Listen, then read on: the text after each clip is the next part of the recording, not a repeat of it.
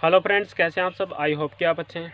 और आज हमारा जो क्लास चल रहा था बॉटनी के अंदर वो चौथी क्लास है लगभग। और क्लास जो आपने यदि बॉटनी की नहीं देखी है तो आप जाके देख सकते हैं, प्लेलिस्ट बना दी है। और जूलॉजी जो हमारी चल रही थी उसकी भी प्लेलिस्ट मैंने आज बना दी है, वहाँ से आप जाके देख सकते हैं। कल से हम करेंगे इनऑर्गेनिक केमिस्ट्री, तो आप टाइम मेरे को बता दीजिएगा, उस टाइम पर मैं आपको डाल दूंगा। तो देखिए दोस्तों, सबसे पहले तो हम जो हमारा बॉटनी चल रहा था इसके अंदर, बॉटनी के अंदर हमने माइटोकॉन्ड्रिया के बारे में देखा था। तो माइटोकॉन्ड्रिया की परासंरचना हमने कर ली थी, और जो परासंरचना के अंदर संरचना है उनको भी क्लियर कर लिया था। अब माइटोकॉन्ड्रिया का जो रासायनिक संगठन था वो भी कर लिया था। अब करेंगे हम माइटोकॉन्ड्रिया का कार्य, माइटोकॉन्ड्रिया के जो मुख्य कार्य हैं उनको देखेंगे। इसको देखने के बाद में हमारा जो माइटोकॉन्ड्रिया का जो टॉपिक था वो खत्म हो जाएगा और नया टॉपिक हम स्टार्ट कर देंगे।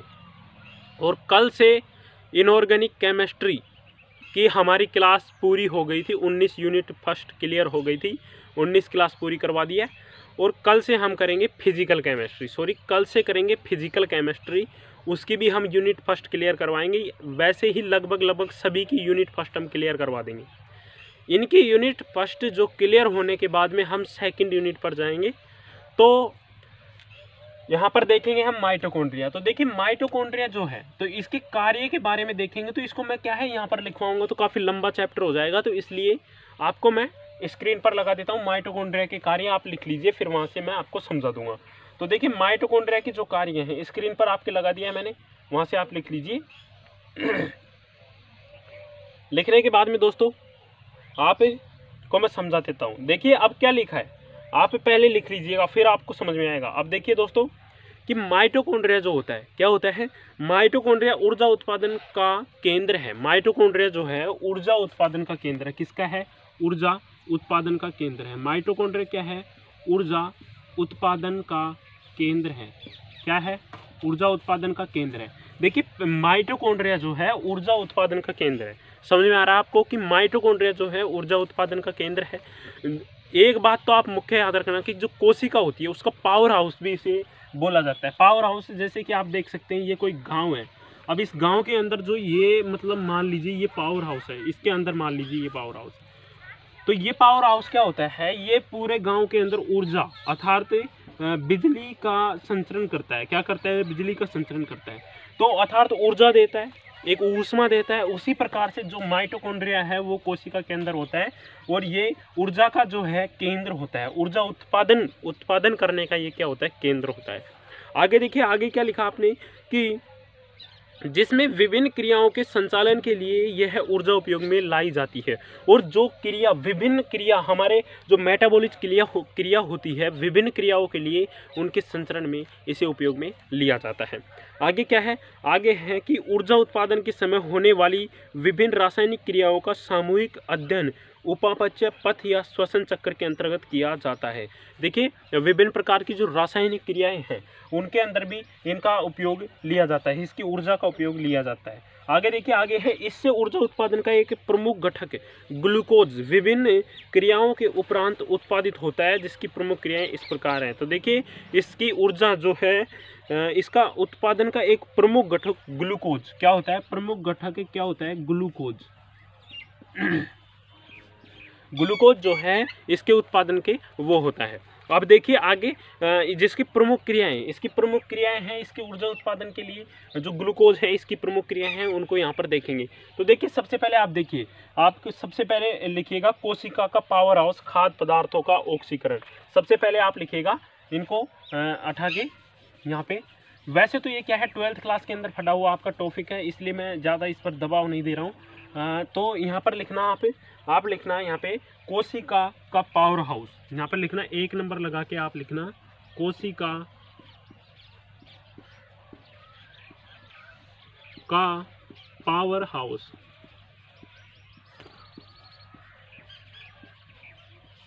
कोशिका का पावर हाउस या खाद्य पदार्थों का ऑक्सीकरण, या फिर लिखना आप खाद्य पदार्थों का ऑक्सीकरण।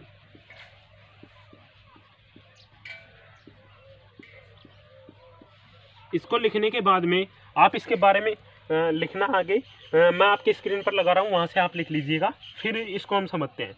तो देखिए स्क्रीन पर लगा दिया मैंने, आप यहाँ से लिखिए कि माइटोकॉन्ड्रिया कोशिका का श्वसन केंद्र होता है, विभिन्न खाद्य पदार्थों का ग्लाइकोलिसिस एवं कैप्स चक्र द्वारा ऑक्सीकरण कर एटीपी के रूप में ऊर्जा मुक्त करता है, जो कोशिका की विभिन्न जैविक क्रियाओं में काम आती है। ये इतना आपके स्क्रीन पर मैंने लगा दिया था, इतना आपने लिख लिया होगा।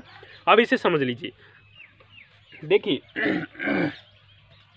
माइटोकॉन्ड्रिया जो है कोशिका का श्वसन केंद्र होता है। मैंने आपको बता दिया कि माइटोकॉन्ड्रिया जो होता है, पहली बात को इसको पावर हाउस के नाम से क्यों जानते हैं, यही कारण है कि ये जो कोशिका होती है उसका श्वसन केंद्र होता है, मुख्य केंद्रक होता है। इसके अंदर ऊर्जा संचित रहती है, ऊर्जा का उत्पादन केंद्र होता है।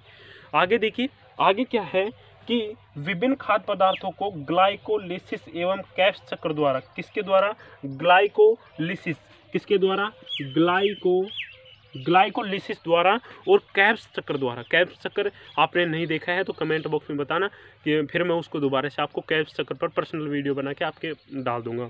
तो देखिए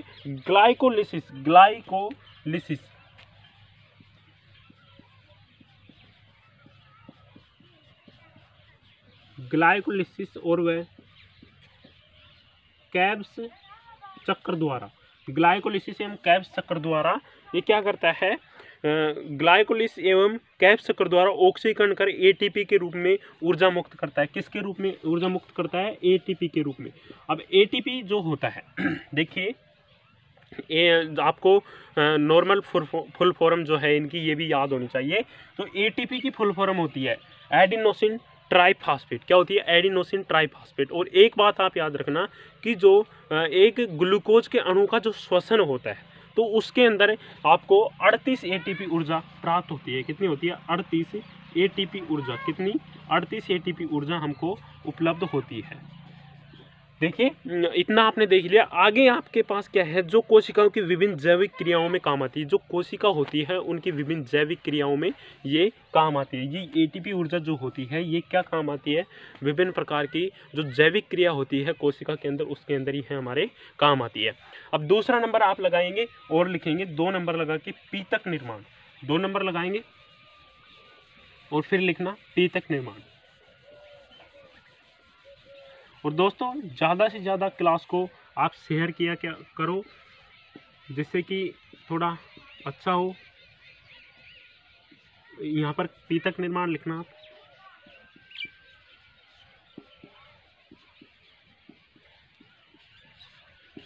देखिए पीतक निर्माण लिखने के बाद में आपके मैं स्क्रीन पर लगा रहा हूँ, यहाँ से आप इसको लिख लीजिए।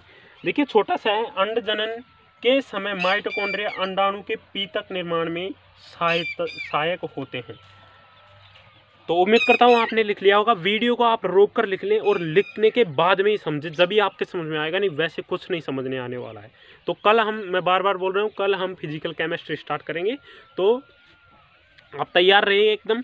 अब देखिए कोशिका जो है इसके अंदर पीतक निर्माण जो है, अंड जनन के समय माइटोकॉन्ड्रिया अंडाणु के पीतक निर्माण में सहायक करता है। जो अंड जनन होता है, क्या होता है, अंड जनन के समय माइटोकॉन्ड्रिया क्या होता है, माइटोकॉन्ड्रिया जो योल्क बनता है, क्या होता है, योल्क, अर्थात उसे पीतक बोलते हैं। क्या बोलते हैं, पीतक बोलते हैं। अंडाणु के पीतक योल्क निर्माण में सहायक करता है। क्या होता है, उसके निर्माण में सहायक करता है। क्या करता है, उसके निर्माण में सहायता करता है। ये योल्क जो बनता है अंड जनन के समय, जो योल्क बनता है अर्थात पीतक बनता है, उसके निर्माण में ये सहायक करता है। आगे देखिए, आगे आप लिखिए वसा उपापचय 3 नंबर लगाएंगे और यहाँ पर लिखेंगे आप वसा उपापचय। और यदि आपने बाकी क्लास नहीं देखी है तो आप देखिए, एक क्लास से यदि आप लेना स्टार्ट करेंगे तो आपके ये समझ में आएगा, वरना कुछ नहीं समझ में आएगा। रेगुलर क्लास लेवें आप। आप देखिए जो ये वसा उपापचय है, तो इसके बारे में मैं पहले आपकी स्क्रीन पर लगा देता हूँ, यहाँ से आप इसको लिख लीजिए। देखिए यहाँ पर स्क्रीन पर आपको दिख रहा है कि माइटोकॉन्ड्रिया का वसा उपापचय से सीधा संबंध होता है। वसा अम्लों के बीटा ऑक्सीकरण की क्रिया भी माइटोकॉन्ड्रिया के मैट्रिक्स भाग में होती है, इससे संबंधित एंजाइम यहाँ पाए जाते हैं। तो ये आपको इसके अंदर दिख रहा होगा, यहाँ पे इसे आप पूरा लिख लें और फिर इसको लिखने के बाद में आप समझिए, देखिए माइटोकॉन्ड्रिया का वसा उपापचय से सीधा संबंध होता है। जो माइटोकॉन्ड्रिया होता है जिसका वसा उपापचय जो होती है उससे क्या होता है, सीधा संबंध होता है। क्या होता है, सीधा संबंध होता है। क्या होता है, सीधा संबंध होता है। इसका क्या होता है, सीधा संबंध होता है। आगे देखिए, आगे क्या है, आगे है कि वसा अम्लों के बीटा ऑक्सीकरण की क्रिया भी माइटोकॉन्ड्रिया के मैट्रिक्स भाग में होती है। वसा अम्ल जो होते हैं, क्या होता है, वसा अम्ल जो होते हैं, वसा अम्ल जो होते हैं, देखिए इसके अंदर मुख्य बात यह है कि वसा अम्ल जो होते हैं इनके बीटा कणों की, क्या, इनके बीटा कण जो होते हैं क्या होते हैं, इनके बीटा ऑक्सीकरण की क्रिया भी माइटोकॉन्ड्रिया में बीटा ऑक्सीकरण की क्रिया, बीटा ऑक्सीकरण जो क्रिया होती है ये भी क्या होती है, माइटोकॉन्ड्रिया के अंदर ही होती है। आगे है, आगे आपके क्या है, इसको देखिएगा आप कि इससे संबंधित एंजाइम यहाँ पाए जाते हैं। इसके उपरांत एसिटाइल को एंजाइम ए बनाता है। इसके उपरांत एसिटाइल जो है को ए एंजाइम बनाता है। कौन सा, एसिटाइल को ए एंजाइम बनाता है। ए एंजाइम बनाता है, क्या बनाता है, को एसिटाइल ए एंजाइम बनाता है।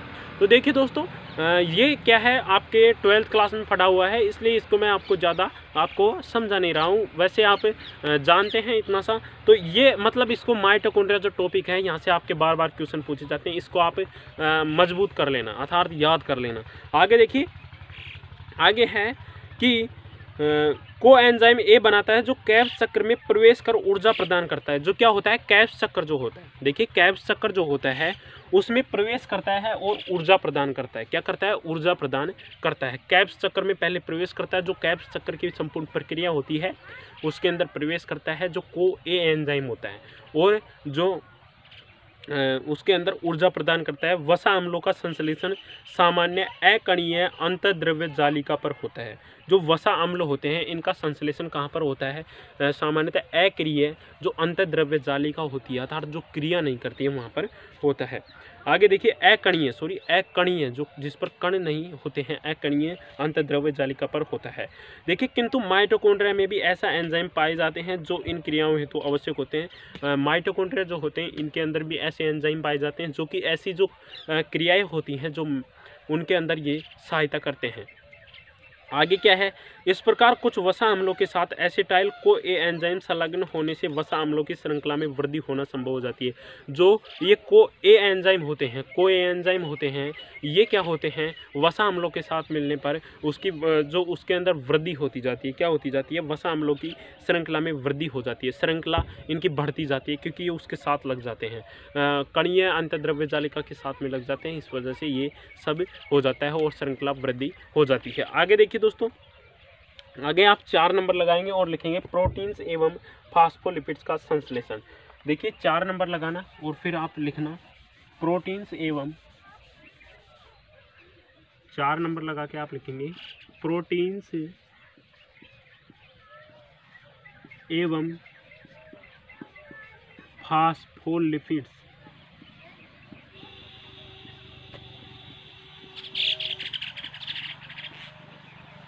प्रोटीन्स एवं फास्फोलिपिड्स का संश्लेषण।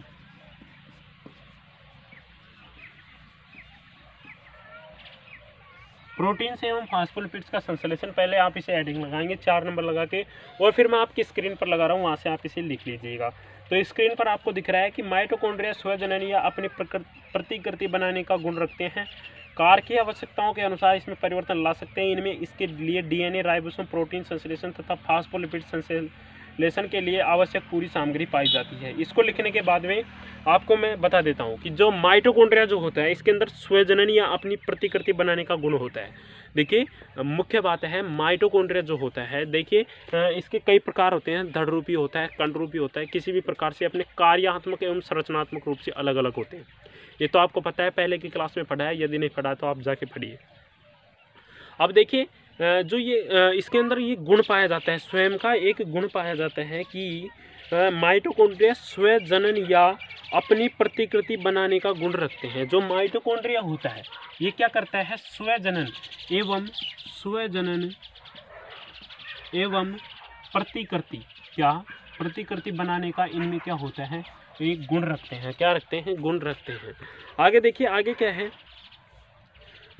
आगे है कि कार की आवश्यकताओं के अनुसार इसमें परिवर्तन ला सकते हैं। जो कार की अवस्थाएं होती है उनके अनुसार इसके अंदर परिवर्तन हम ला सकते हैं। आगे देखिए, आगे है कि इसमें इसके लिए डीएनए, राइबोसोम, प्रोटीन संश्लेषण तथा फास्फोलिपिड संश्लेषण के लिए आवश्यक पूरी सामग्री पाई जाती है। देखिए, फास्फोलिपिड्स और प्रोटीन, राइबोसोम जो होता है, इनके संश्लेषण के लिए पूरी सामग्री इसके पास उपस्थित रहती है। अर्थात स्वजनन एवं ये प्रतिकृति स्वयं कर लेता है, अर्थात खुद के पास इसका गुण पाया जाता है। आगे देखिए दोस्तों, आगे आप लगाना 5वां टॉपिक स्त्रवण। 5वां जो इसका बिंदु है उसे लिखेंगे आप स्त्रवण।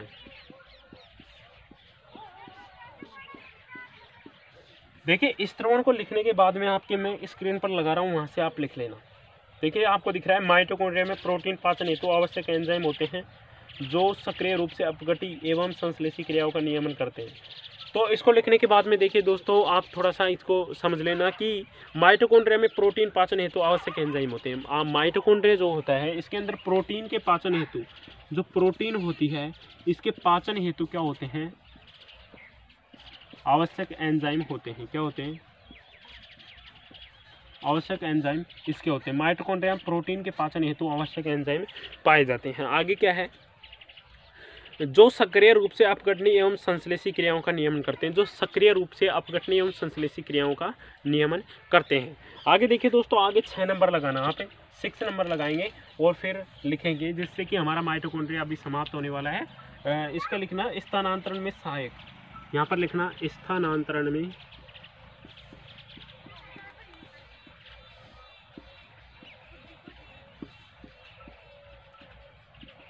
स्थानांतरण में सहायक। और इसको लिखने के बाद में मैं आपके स्क्रीन पर लगा रहा हूँ, वहाँ से आप लिख लेना कि आपको दिख रहा है माइटोकॉन्ड्रिया की बाहरी झिल्ली विभिन्न पदार्थों के लिए पारगम्य होती है।